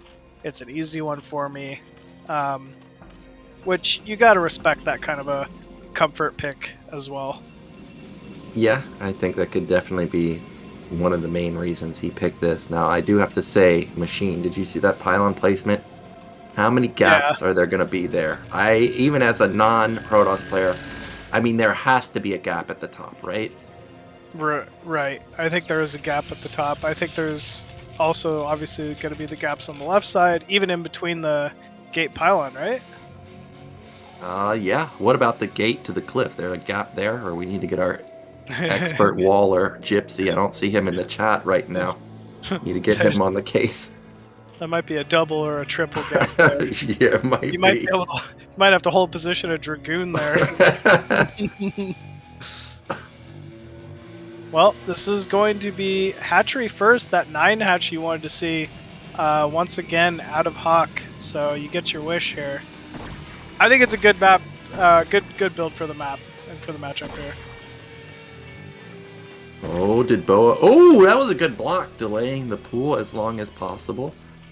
You were talking about how this is a great counter to the Gateway Expand, so I'm sure BoA is aware of that. I wonder how he'll transition this after scouting this opener. Yeah, I mean, that pool is a little delayed from that probe block, but I still don't think BoA can look to do any serious damage here with the first zealot, so I would almost expect him to back up from the start, recognizing this, and just focus on holding the natural. But we are seeing the first zealot move across, so BoA thinks there might be a little window here to snag a drone or two. Yeah, and we do see that actually Hawk is going into a fast gas. This was a 225 extractor, but he is going to put a third hatch on location at top left also, so not going to be like super low eco, low larva into straight layer. This is going to be still 3 hatch, Now, he does have to be very careful with the Lings because that Zealot and Probe I don't know why are the here Zealot's together. backing up from the whole drone I don't line. know. I I mean, wish he's at least. Protoss would do that to me. I'll tell you Well, that, well, Nyokin. well, I mean, the drones aren't mining either. Oh, and look at that! Yeah. Probe can shoot through the minerals. Something that Hawk probably isn't thinking about right now. That may be a dead drone pretty soon if he's not paying attention. It's racking up damage, machine. Three-shottable. I hate the fact that probes can do this. I Like hate it's too. dead. It's dead. Bye. Oh, what? Oh, it ain't dead though, Nyokin. Oh, it is now. Oh, He it may even is get a dead. second one. Oh man. All right, finally the Zergling's coming in here, doing a little bit of damage. That drone kill pickup was nice though, out of that probe, and he immediately goes back to work on the drone in that mineral line. Yeah. And that could get focused down here. It will get focused down if he's paying attention. All he has to do is put that probe back onto the mineral line and it will take it down. Instead, there was so much going on, he was focusing on the Lings at the natural at the same time, and Hawk is in a dire situation. The Nexus is already up, Cannon's already up, so no real counterattack potential. Hawk hasn't even spent his gas either. No speed, no lair, or anything. This is going to be a Ling all-in, I feel like, out of Hawk. He's just too thrown off from the beginning of the start. We're not seeing speed, though. I'm so shocked by that. Oh, well, It's a Hydra Den. It's going to be a Ling Hydra bust. I guess it's a little more potent than a Ling all-in. I mean, the Overlord does spot that a lot of probes, again, were pulled off to prevent a run-by. So at least Hawk has that going for him, sort of. But Cybernetics is done. Stargate is coming in, and this is looking very reminiscent to the game we just saw. Yeah, it really is. I mean, Hawk doesn't have that great econ we're used to seeing from him in the majority of his games here early on. +1 being researched by BoA as well, so eventually these Zealots will be able to start tearing down these Zerglings and Hydralisks pretty efficiently. Second cannon already being placed down by BoA, so he's kind of getting the infrastructure he needs to, defend a pretty heavy 973 timing here from Hawk. Yep, and just like last game, Hydra's going to be moving out in the map basically right when the Sare gets into the center of map too. So again, BoA's going to need to have some clutch cannons coming in. We see no Robo this time around, at least not just yet, unless he's going to put it down in just a second, which he might, because a lot of time Protoss players put down their Citadel relatively quickly. Okay, never mind. Citadel does now just start, and this is a ton of Lings. Yeah, it's so many Zerglings. Honestly, they're going to do a great job even just tanking for the Hydralisks of Hawk.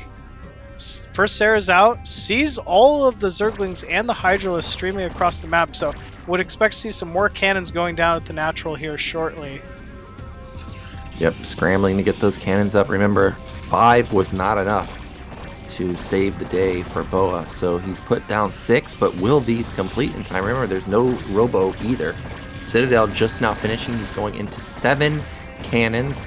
Oh, actually just 6 cannons and another pylon. There's not that many Hydras. There's only 4. Okay, now more moving across the map. And oh no, the big Overlord clump has been spotted. Both these Sares are weak though. They took some significant damage early on, so I don't know if Hawk's going to allow the same supply block that he did in the prior game. I don't think this is enough cannons for BoA, but maybe it is with the Zealots. Speed should be maybe halfway done. We actually see drones coming out for Hawk, so he is going to transition out of it. He's put down a 4th hatch. Okay, maybe he's not. I did see his drone count go from 21 to 24, though.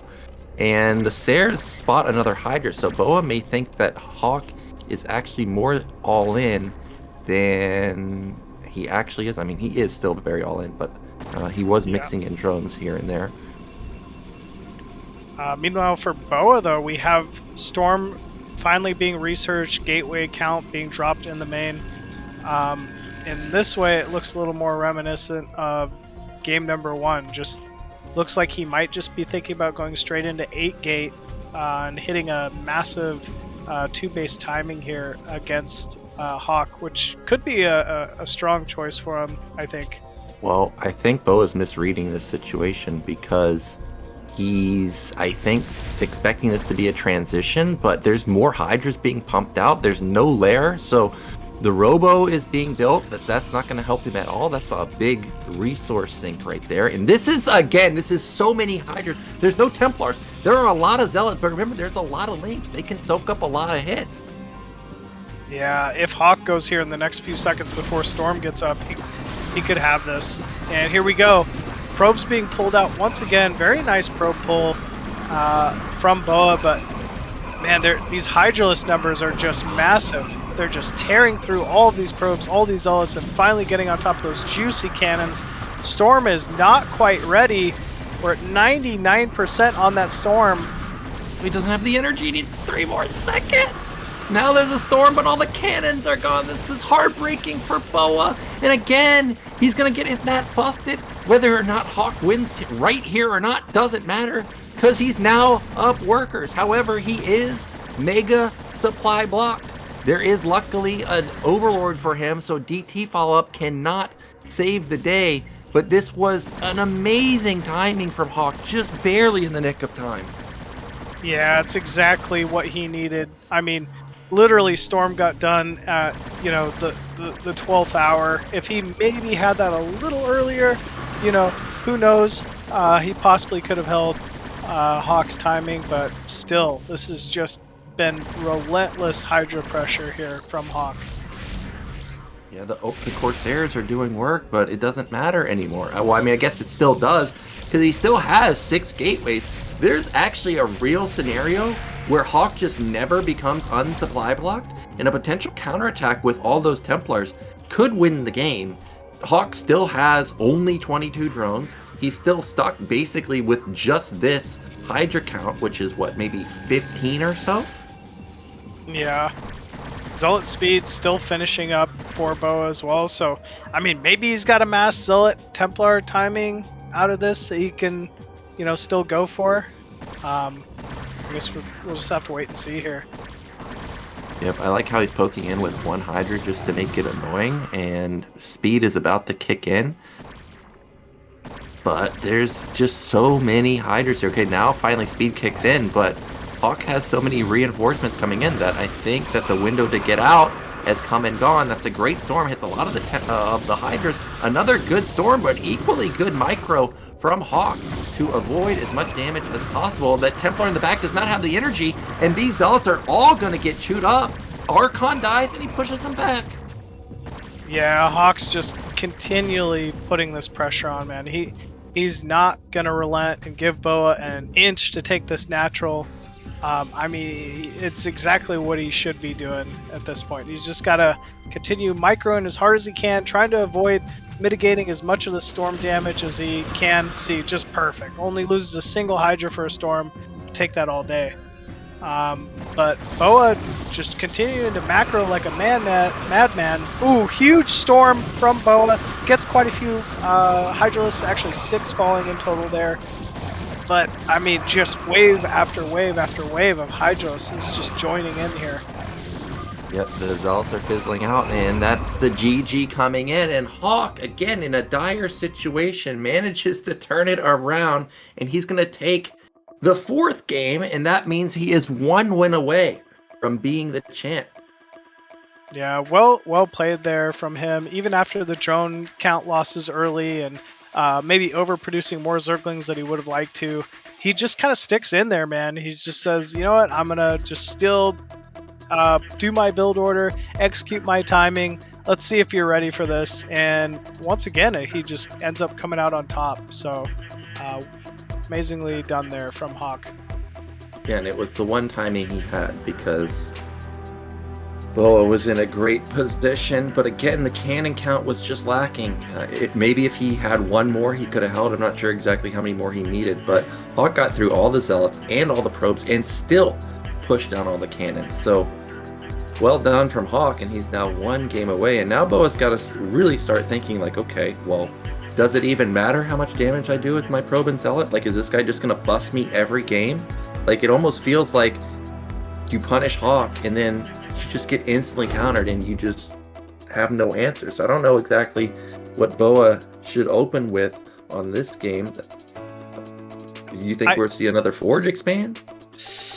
I think so. I don't think that Sylphid is the best map for holding that 973, and I think that's maybe even in the back of BoA's mind here, but clearly Hawk likes to do that bust in this matchup. So whatever your next build is, like it's whether it's that Robo Reaver we saw earlier, or if he wants to do like cannon into storm timing, he's just got to figure it out at this point. It's you don't want to go down multiple times to the same basic execution when it is holdable.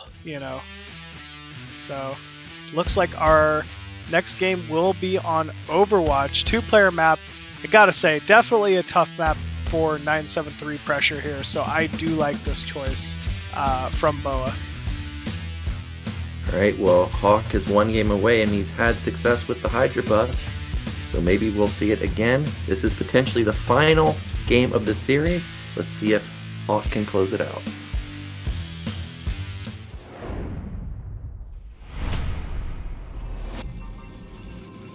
And spawning at the top left of Overwatch as the blue Protoss. From Canada, it is BoA. Yep, and in the bottom right are Red Zerg, 1 game away. It is Hawk. Well, we already saw Butter 9-hatch there. We've got another 2-player map. Any reason to not 9-hatch on this map as opposed to Butter? No, I actually think 9-hatch, the more I'm thinking about it, would be a great call on this map. It's a 2-player map. It seems like BoA likes to do these early scout across the map, and I mean, as long as he's able to get that hatchery down at the natural before that Protoss blocks the timing, I think it's a good call. Well, we may have that 9-hatch because he is floating the resources, but it looks like it's going to be another pool first. No. Oh, yeah, it is. Yeah. Okay. So another 9 pool. Not a bad call here. I mean, he's up 3-1. This will kind of just give you map control early. As Zerg, obviously the econ isn't the best off of it, but he is doing that extractor trick to pump out an extra drone early. I definitely like this from Hawk. So yeah, I think this is not a bad call here. It's going to prevent BoA from doing any type of Nexus first, really greedy play as well. So not a bad call. Well, something to note was the probe did get to the natural at like 250 minerals for Hawk, so I don't think he would have been able to put down the hatchery, or it would have been very, very close. And it may have been denied, which would have been devastating, obviously. But probe does not block the drone building the hatch this time around, but he at least does know that it's only 2 lings, and he still is going to commit to 2 cannons. Oh, I don't like this. He very clearly saw just the single, egg morphing. I don't know why Protoss get the second cannon like this, but I tell you, as a Zerg player, I love it every single time. Yeah, he saw the drone pop also, so that's gonna. Oh, now he cancels it. So that's a good cancel there, and he's gonna go into a faster Nexus. Yeah, very, very nice. I think that was the correct read there. Yep, now, remember last game we did see Hawk go into that 225 gas, but that was also because BoA opened with Gateway expand. This time around, obviously no Zealots moving across the map, so they don't need that gas for speed. And we do see Hawk, he is going to take mid-right. Now, what do you think about mid-right as opposed to bottom-middle? Any advantage to taking that base? To be honest with you, nothing I can really think of. It is very much so a more vulnerable base. It's going to be closer to your opponent's natural. It's not tied in with like your ramp area, like leading to your natural, so you kind of have to fight across your own ramp to defend it. The only thing I can think of is if you choose to open 973, your rally from your third hatchery is closer to your opponent, but it's just about the only advantage I could think of, given that base positioning. Well, we do have cybernetics halfway done. Meanwhile, is there lair anywhere? No, there is not, because he... Oh, there is at the natural. I thought there was lair somewhere. So, again, Stargate's going to be slightly ahead of potential Spire timing, but nothing catastrophic. I think probably just one Overlord will end up falling. We do have the first Zealot moving across the map, and I have noticed that there is absolutely no vision of it for Hawk right now, so this could get a decent amount of damage done. But we actually see Hawk producing Zerglings at that third base, expecting the Zealot counter. You're starting to see this more and more from good Zergs, is you get the third base and you almost assume versus Protoss that it's going to be harassed, and so there's almost no reason to really saturate the mineral line early. So yeah, we just see the first drone kind of being pushed around a little bit, but no big damage being taken here from Hawk early on. Okay, now talk to me here. That is a fast nat gas. Am I wrong? That You're seems right. extremely quick. I'm thinking Spire. I'm thinking Spire play. Yep, Spire's down in the main. There's a build that Zergs do occasionally that's like a 4-hatch Muta or like 4-hatch double gas Spire play. And it can be quite strong. It's good to mix in a series against Protoss, because it really just takes like one poor engagement, some Scourge to get on top of, one or two early Corsairs, and then you can kind of just run the Protoss over with a quick Mutable. So I think that's what we're going to end up seeing here out of Hawk. And, because I think it's a good call given that he's up 3-1. Yeah, he can definitely afford to throw one game if this backfires. I mean, he's had success all day with Hydras. You know that BoA is paranoid about them for sure, so this could be a nice switch up. Corsair's going to come in here. He still doesn't know what the tech is. He knows that, of course, you've got an Overlord, but... He sees the natural gas, though, with that first Sarah. Okay. Yeah, he does. So he should know that this is going to be Mutas, or at least Scourge this time around. Yeah, he's just trying to get that first Overlord, but he knows he's got to get off the map completely. There's just no reason for Zerg to have the natural gas that quickly, and but we're still seeing him go for another Overlord kill top right. This is scary. If Hawk jumps all over these Saras maybe and gets on top of them, it could be game. But it looks like it's just barely going to be in time here for BoA. He doesn't expect anything because there's no cannons in the main. Maybe he feels like he has enough Corsairs to hold this off, but this does feel risky. Oh wow, a DT pops out at the right time and will one-shot all those Lings.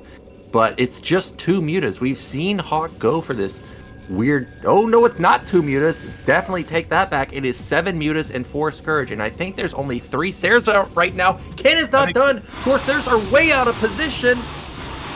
Yeah, he's got this. He's even got the Scourge in position to push off these Corsairs. This is going to be endless damage to the main of BoA. No sunken at the natural here for Hawk, so there is potential for maybe this Dark Templar to get a little bit of damage. Ooh, okay. Corsairs actually cleaned up those Scourge pretty well, but still, overwhelming numbers of Muta here from Hawk. Good splitting. This is going very well here for Hawk.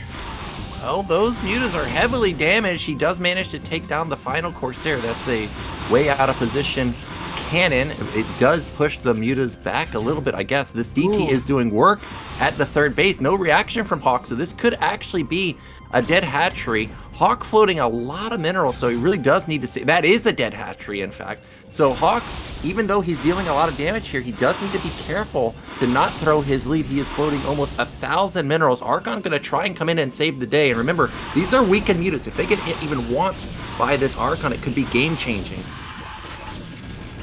Good damage from the Mutas onto that cannon, but just not in position to be able to finish it off here.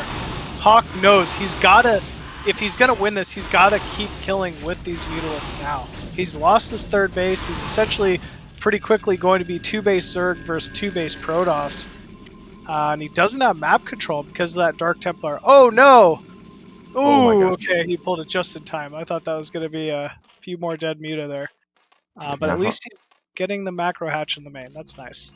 yeah, he does realize that he's got all the resources, so he is going to put down 2 more macro hatches. But like you said, losing that third hatch and third base is a big deal. But the Corsair count non-existent now, and that means that this natural could take a lot of damage. We do see, okay, he is going to go in there, and cannon not set up in time. So again, able to find success here. He kills the lone Corsair, and Mutas have, I think, 1 additional range over an Archon, so they can Muta micro forever versus that if they wanted to get extremely greedy.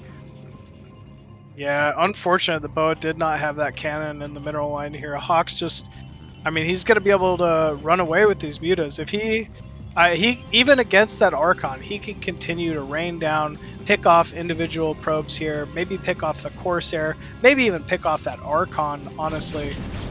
Ooh, flying over the cannons, a little unfortunate there. The one thing that BoA has going for him is Hawk still doesn't have a third baseman. Yeah, but Hawk is going to have 5 hatch, and he still has almost 30 drones, so he still has good econ for the 2 base. And look at that Archon. Okay, he finally gets a shot off, and that may scare Hawk away, but for now, yeah, he is going to back off for now. Yeah, looks like a second Archon even being morphed, so that would mean there's probably no Storm for BoA yet.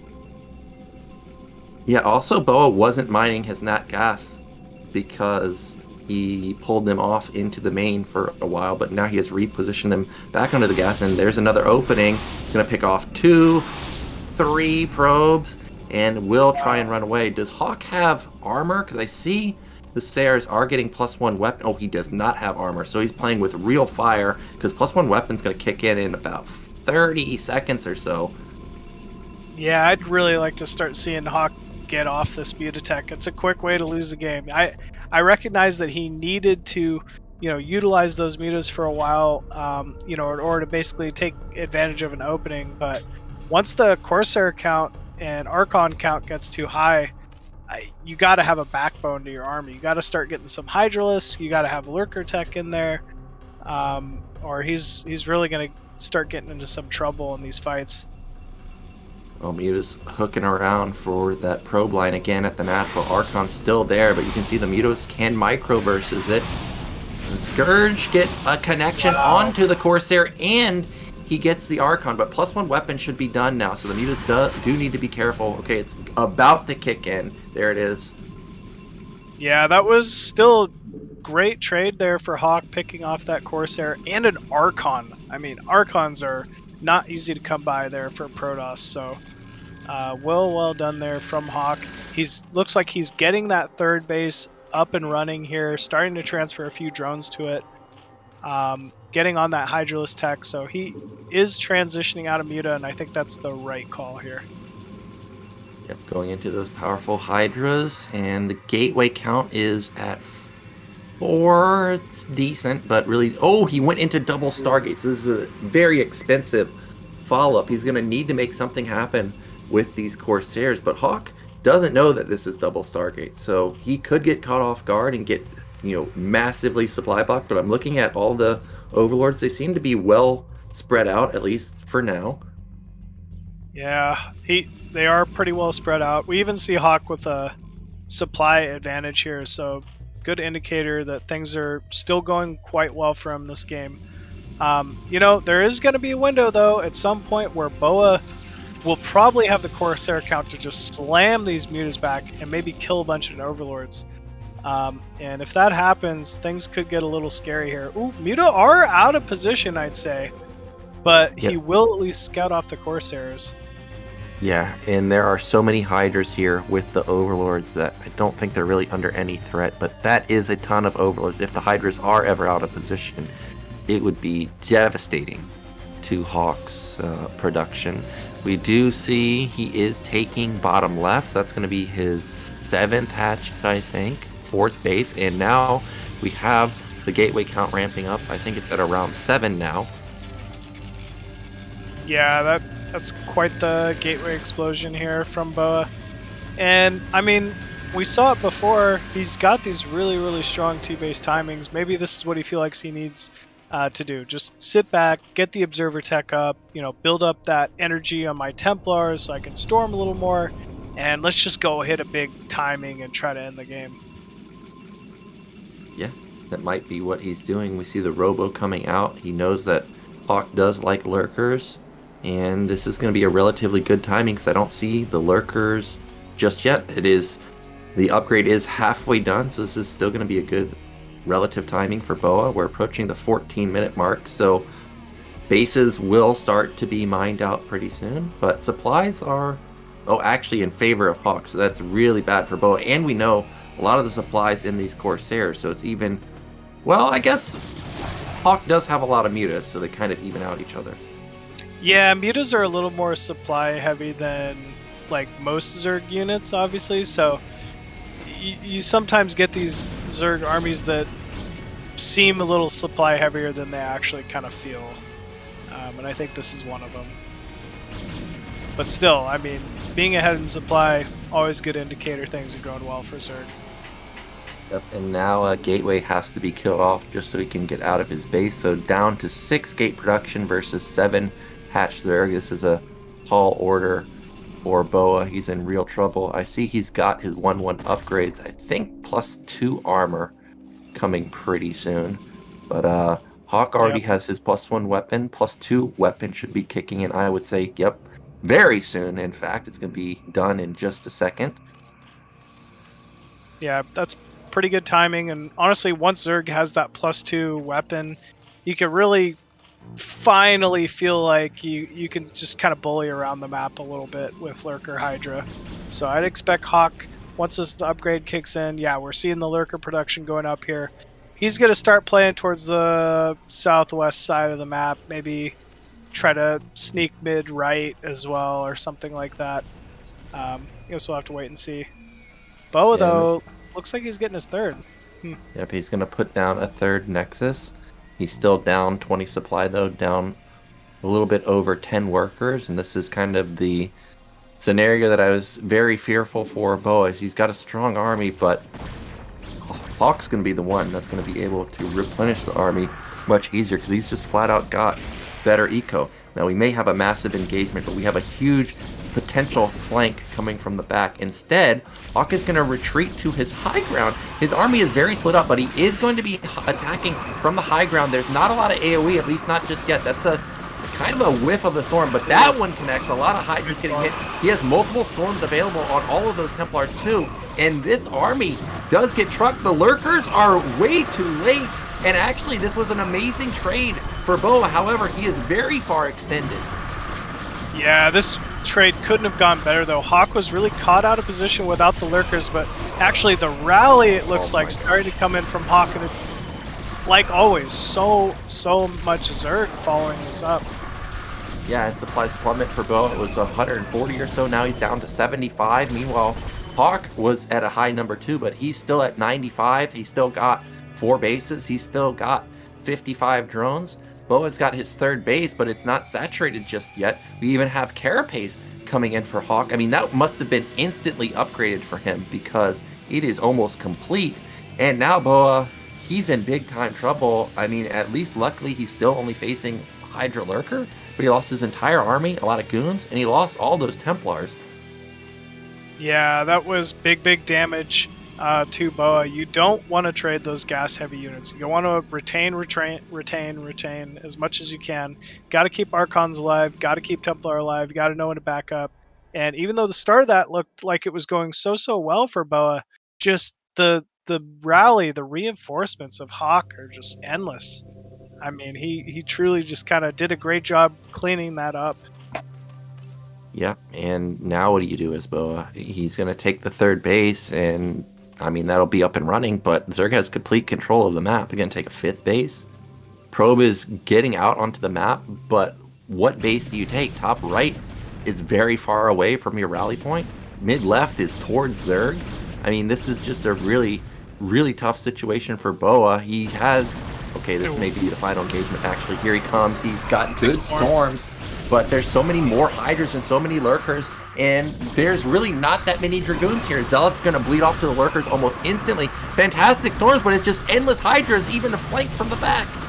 Yeah, very nice flank here. BoA was also trying to engage onto that high ground, so I don't know, it didn't end up going very well for him there. And there's just so many Hydralists from Hawk yet again. Yeah, Hydra Man in full force. I mean, that was still a pretty good trade for BoA because we look at supply, it's 120 to 95, but Hawk has a huge bank. He's got over 1k, about 500 gas, and he's got 8 hatch or so production, so you know that supply count's going to shoot up pretty darn quickly. More Lurkers coming in. 5th base is up for Hawk, just needs to saturate it. And again, just what base do you take as BoA? He's basically on 1 base mining in a second. I see his main and Nat are basically dry. Yeah. He's got to just, I think, run his entire army up to top right. Get on that high ground. Hope you get on that high ground. And spam cannons there and just try to continue the game. Because like you said, he's basically on a timer at this point. The clock's ticking. He's got to get more income, or, I mean, the Hawk will just starve him out at this point. Yeah, he's got a lot of storms, but the comp is just not what you're looking for. There's more Zealots than there are Goons right now. There's just really 5 Goons. We know the Lurkers are just going to chew through those Zealots. So BoA gets denied getting up onto the high ground, and it feels like this is just an inescapable position. I mean, there are even Hydras and Lurkers outside of the bridge, so there's really no way for BoA to really get anywhere. Okay, now he's got a decent Goon count. He may be able to push through this time around. Good storms onto a lot of Hydras and Overlords. Now maybe finally he can push through.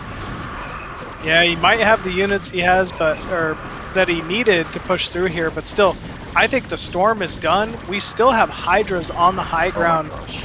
And Hawk is clearly rallying every single hatchery he can to this point.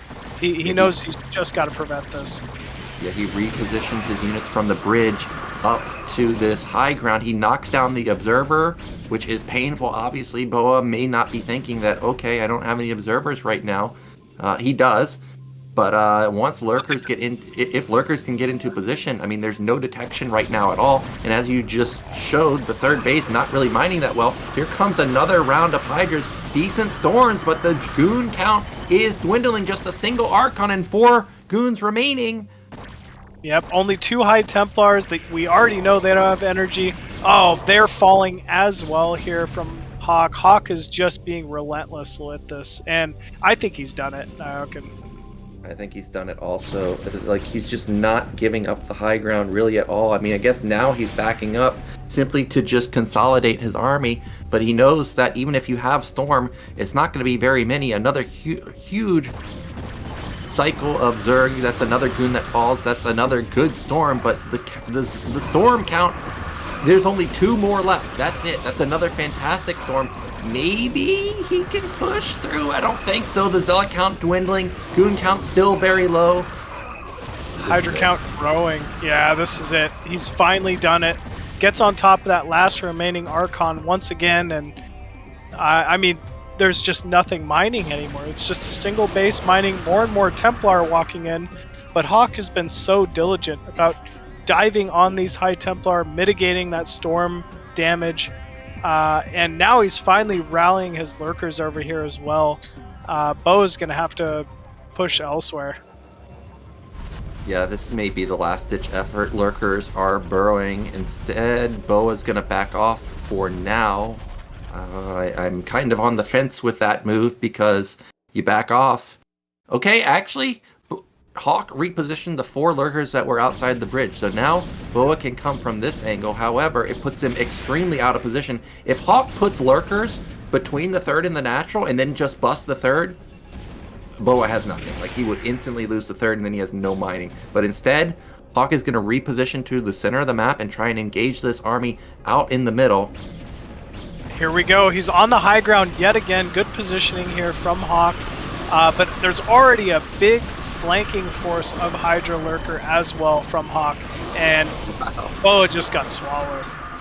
Just murdered, and there it is. GG comes out from BoA, and that means that Hawk, he is going to take the series 4-1.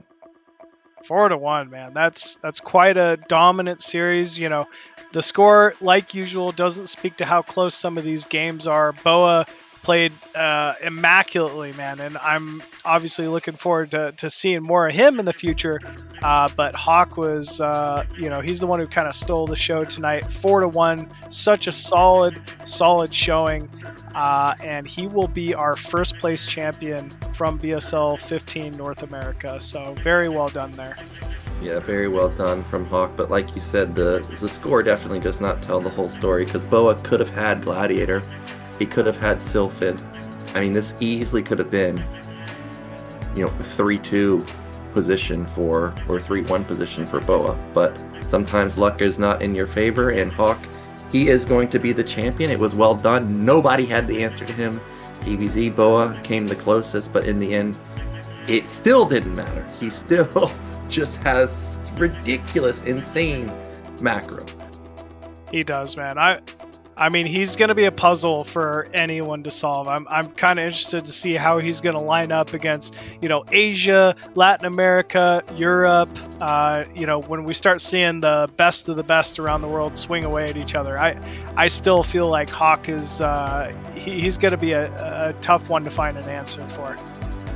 Yeah, and that means we have a champion from each race, because we got John Hoon as Protoss from Asia, we got Terror from Latin America, and now Hawk representing the Zerg race, so very nice.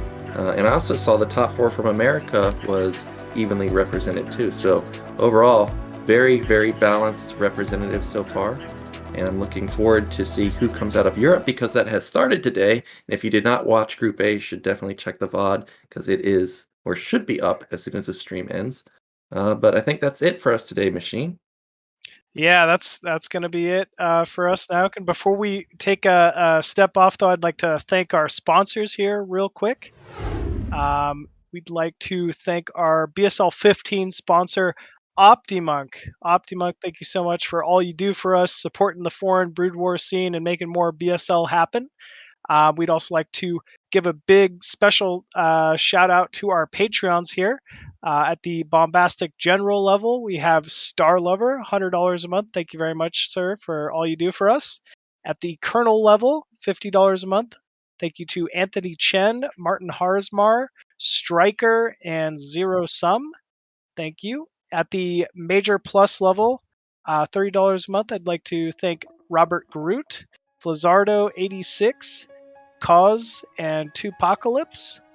And at the major level, $20 a month, big thank you to Nicholas Schuler, Christian Eddington, LML, Ling Pump, Nientech, and KwarK. And also just a big shout out to anyone who's donated this season. And for those of you tuning in, we've got a little bit of spare cash to donate to the BSL. Please check out our Patreon, and even a couple bucks goes a long way towards everything that Zero puts together here. So thank you all very, very much. Yep, that is definitely true. And remember, $10 or above, you get all the replays. So you want to know how Hawk macroed like a god? That's how you get those replays. But that's it, guys. Thank you guys so much for watching. We'll be back tomorrow with Group B. That's going to be another exciting match. And we'll see you in the future.